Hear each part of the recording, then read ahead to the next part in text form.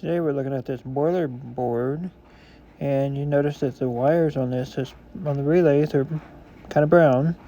On the opposite side, the resistor has melted the case for the relay itself. So I took and broke that away so I can be able to get to the relay. I'm going to do some soldering for the bridges underneath, and I'm going to measure and make sure the wires that are brown are actually making contact with the relays itself. And that's what I'm doing here, is only that part.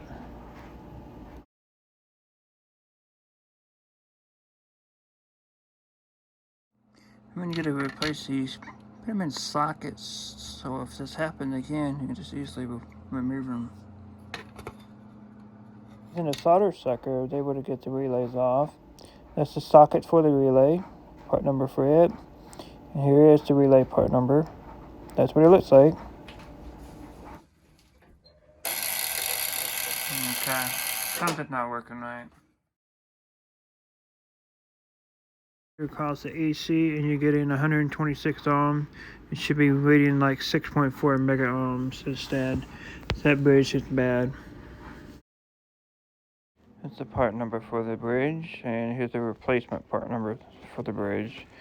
Using the solder sucker, you'll be able to take that off too. Okay. That should be good enough.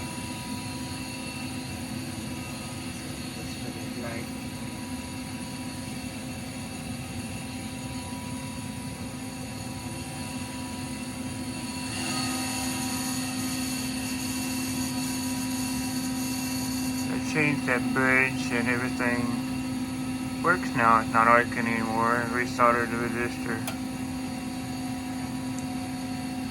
Cool.